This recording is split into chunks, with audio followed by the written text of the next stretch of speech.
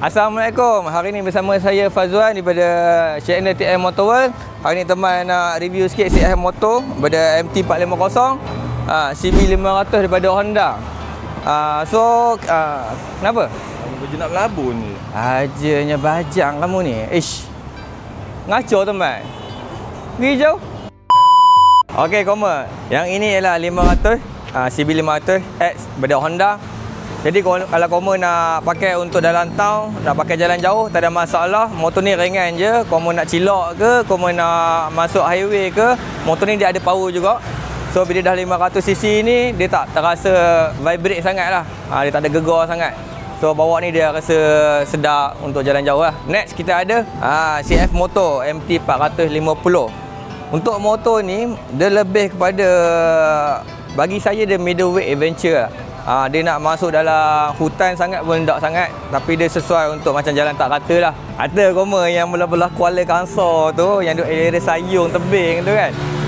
Orang main scrambler, koma nak try motor ni boleh sangat. Memang best koma. Apa yang ada dekat motor ni, untuk rim dia pakai 21 inci, head ni dia pakai tubeless.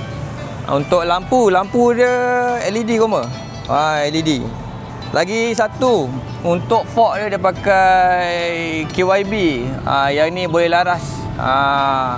Adjustable lah. Untuk bahagian belakang, belakang ni pun dia pakai KYB adjustable.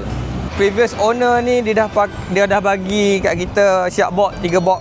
So kamu tak payah pening-pening nak cari box dah, nak cari bracket. Untuk rim belakang dia pakai 18 inci kamu. Sama tubeless juga, walaupun dia dah pakai LED, dia pakai tubeless juga. Jadi untuk 450cc, kalau kamu nak dengar, teman belanja bunyi tak?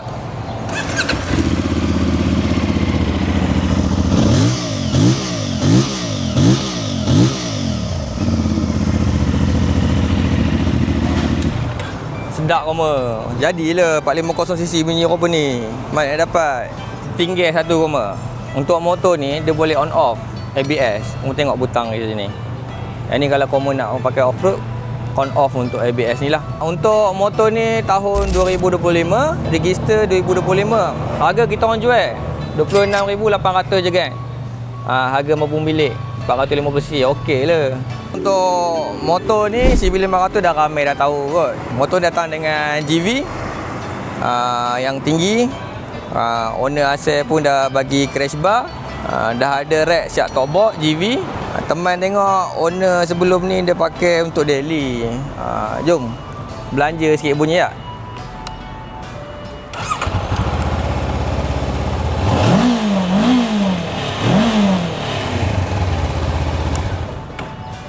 Boleh lah 500cc. Jadi untuk motor ni saya tengok dia berdasarkan dia punya mileage je kan. Dah 68,000. Maknanya owner asal dah pakai daily lah, dah selalu pakai. Tapi motor sedap lagi, motor cantik lagi. Tak payah nak buat benda, beli pakai je. Motor ni tahun 2022, register pun 2022. Harga dia kami jual 27,800 saja. Murah je kan. So untuk kedua-dua ni orang kata bawah 30,000, tapi korang dapat yang spek yang apa ni. Jadilah nak laju-laju ke mana? Buat selesa udahlah, tak? Jadi teman pun dah tumpah buat review 2 biji motor ni. Jadi kalau korang nak motor ni, korang boleh contact sales team kami. Nombor pun dah ada. Korang call aja, nelpon je nama. Korang nak beli motor, cari motor, jual motor, cari kami di TM Motor World.